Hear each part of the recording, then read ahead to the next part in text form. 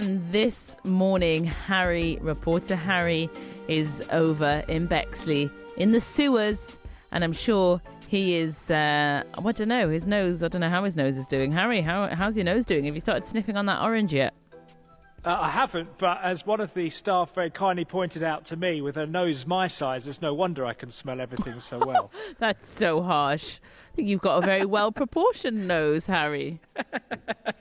Well, yeah, I can tell you that actually the reason it is so smelly here this morning is unrelated to what's going on here in this particular building, but actually they are, for the first time in quote-unquote donkey's years, they are cleaning out the reservoir. Now, the reservoir nowadays is used to store storm water when there's a lot of rain, but in the past it was used to store sewage. And as you can imagine, when they try and clear out sewage for the first time in what we think might be somewhere around 20 years, all of that residue is released into the atmosphere, and that is what is causing the quote-unquote great stink. And that's a great way into where we are here, Salma, because I'm here to tell you all about the great stink of 1858. Well, there you go. What a day to visit, eh, Harry? What a day when they're cleaning Phenomenal. it. I mean, they couldn't have planned it any better, could they? All right. The great stink of 18... Yes, yeah. Tell us about the great stink.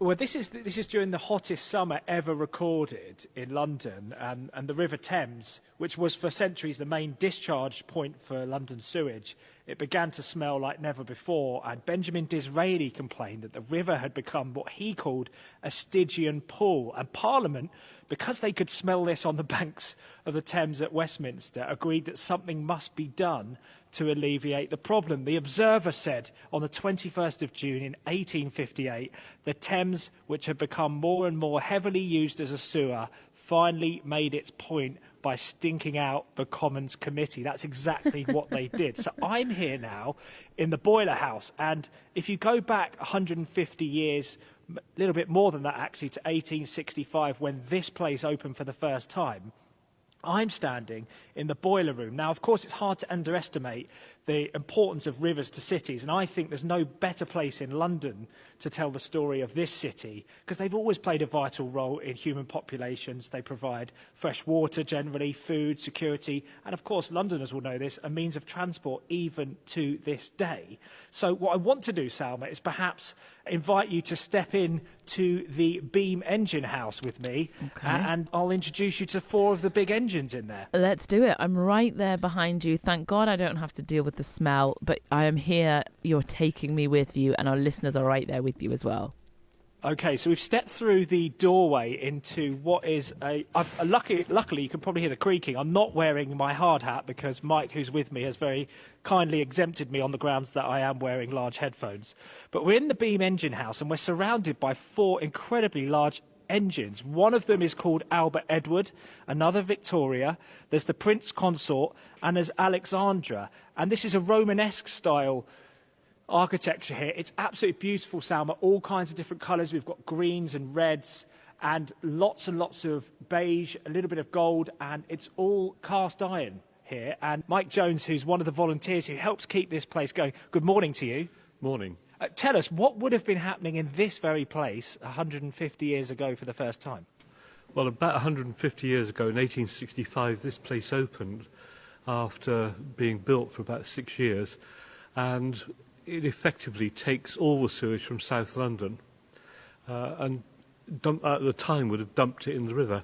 The engines are here purely to move the sewage up from the main sewers, which are about 30 feet below us, to a point which is high enough to either dump in the river or, if the tide was coming in, to divert into a holding reservoir and hold the sewage and stormwater there until the tide turned, and then would be dumped in the river. So one thing I haven't mentioned is why it was so important for us to deal with our sewage, and that's because cholera was rampant at London at the time, wasn't it? Well, not only cholera, but if you look at what happened in the beginnings of the 19th century, you've got the reinvention of the flushing water closet. That took off very quickly, became very popular very quickly. London's population is increasing dramatically from about 987,000 in 1800, 2.5 million by 1850, over 6 million by 1900. So you've got a massive increase in population. You've got changes in the law which allow houses to be linked to the sewers. plus the added use of a lot of water, because the water closets each required an additional 2 gallons of water to go into the system every time they were flushed. The net effect was that tributaries of the Thames and the Thames itself becomes an open sewer. And I think in about 1840, Thomas Cubitt made the comment that the Thames itself has become a cesspool instead of each person having one of their own. And certainly by about 1850, it's thought the Thames may have been 20% raw sewage. So you've got an increase in a foul situation, really. Disease, cholera in particular, having an impact on London, with 14,000 deaths or thereabouts in 1848, about 10,000 in about 10,000 in 1853, 54. And what's intriguing is that the last outbreak of cholera in London was in 1866, and it was in an area of London that hadn't yet got a new sewer system. Now, at the time, there was no link between building the sewer system and the eradication of cholera. It was a coincidence, but it had a direct impact on the health of Londoners. And Salma, I know you want to ask Mike a question or two. I have questions, because I've seen the picture, Harry, and it's genuinely so impressive and beautiful and incredible. And I'm sure you're going to put a picture on Twitter later on for all of our listeners can see it as well. Are they already there? They're already up, my producer's telling me. You can go and see them now. My question is, why did they build basically in the sewers where no one's going to see? Why did they make them so beautiful? Not that I'm complaining, but why? What's the thought process there? I think it's just a reflection of Victorian pride in what they did. We're standing in the Beam engine house. We're surrounded by decorative cast iron. Very few people would have actually seen it, but it's, I think, a mark of the commitment and the quality they wanted.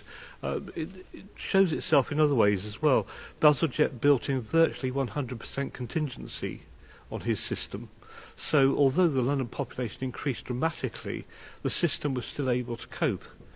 Other examples, around the building, for example, every piece of stone decoration is different to the next piece. And there are something like 200-300 bits of stone decoration. No reason for it. It just looks very good.